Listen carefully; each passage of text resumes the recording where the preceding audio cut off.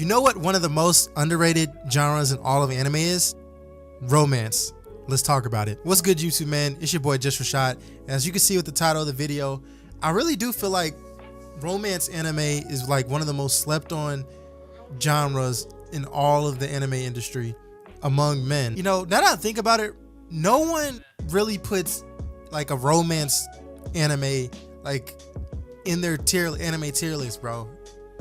And I was wondering, like, why is that the case? Because if you really sit here and think about it, man, some of these romance animes is really, really, really good, bro. Just as good as a shonen. And I feel like it's slept on, bro. So the reason why I like the romance anime genre so much is because, like, it's pretty much just like shonen and isekai in the sense that it's all just one big fantasy world. You know what I'm saying? Like, let's say, for instance, in shonen, you know, we all dream about having superpowers and be able to do cool moves and stuff like that, and you know, showcase it in front of everybody. In isekai, we all imagine that, you know, what if we have a second shot at life and, you know, being able to reincarnate ourselves and do things differently, you know what I'm saying? And in this case, for romance, it's pretty much like a fantasy world for, like, you know, when we were growing up as kids, and don't even lie here, bro, be honest, man. We were growing up as kids and, you know, high school, middle school, we all had our own crushes and stuff, right? And it's kind of like a fantasy for that, you know what I mean? Like, oh, what would happen if, you know, we tried going for the cute girl in school, and, you know what I'm saying, how we would ask them out, what we would do, take them out on a date, and how do we get them to like them? Like, it's like a fantasy in that sense, bro. And that's why I kind of like it so much, because it's like it's somewhat more realistic than shonen and isekai. Don't get me wrong, some of the romance anime out there does be stretching it, bro. Like that 100 girlfriend shit, I ain't gonna lie, that's very unrealistic. But you know, we do get some like Silent Voice or Your Lie in April, like some romance anime like that where it's so realistic, bro, to where, you know, it feels so real, and it feels good, bro. Like, it makes you feel good inside. I'm not gonna lie, man. That's one reason why I like the romance anime genre so much, is because, like, it really feel like we're in the shoes of the main character, you know what I'm saying? And it's like our little romance fantasy, if in a sense, you know what I mean? I know it sounds kind of crazy when you really think about it, but at the same time, it's just imagination at the end of the day, bro.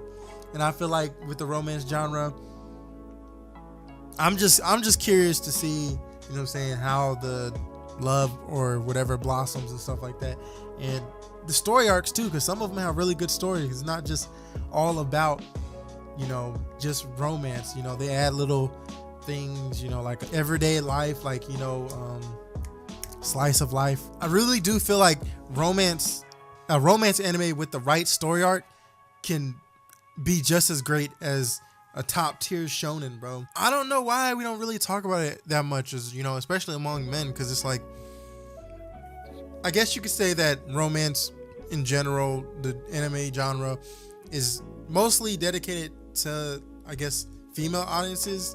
But to me, at least me, I'm just talking about me, because I do know that there is other men that do watch, you know, romance anime too. So I don't want to just say that no men watch it. I'm just saying that, you know, whenever you think of everyone talking about their favorite animes, like you ask like a lot of people what their top 10 favorite anime is, and like 9 out of 10 times, mostly no men is gonna say romance anime is in their top 10, bro. Which I kind of find interesting, because I'm like, bro, I don't know if it's just a pride thing where, you know, us men are just afraid to come out and say that we watch romance anime, or they just truly don't think it's that good. Because I know for a fact you've been watching. Don't sit here and lie and say you don't watch romance anime, okay? I'm not saying you watch all of them, but you do watch romance anime. You know who I'm talking to. Everybody out there that's in there trying to cap like, nah, man, we ain't watching no romance anime. That's for girls. Like, no, bro. I know you be watching, man. Don't even trip. I'm just gonna be a voice to say I like the romance anime genre, and I want to see it continue to blossom, bro. Now, I will say it's not often that I normally come across a really good romance anime, but when it does hit, bro, that should be hitting, man. I know for me, like some of my favorites, I like Toradora, I like Quintessential Quintuplets, Your Lie in April, Clanad. I really want to spread some light to the, you know, romance genre, and, you know, just come out and say like, bro, I appreciate the romance genre, you know, just as much as I appreciate all the other, you know, shonen and isekai anime that we do get every year, bro. And I really just wanted to get on here and ask for some recommendations, man. If y'all have any good, you know, recommendations for romances that you want me to watch, please leave it down in the comments down below, because I do love the romance genre. You know, sometimes when the story hits, it hits. You know what I mean? Finished watching Blue Box, and, you know, really solid, I would say 9 out of 10 romance anime that I just watched recently. If you haven't watched it, I do recommend watching it.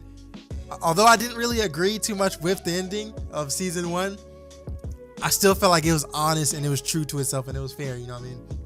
But for me, I'm not gonna lie, I'm really picky when I watch my romance, because like I like the romance anime where the main character has options. You know what I mean? No, I know what you're thinking, bro. I'm not talking about that 100 girlfriends bullshit that's airing, bro, right now.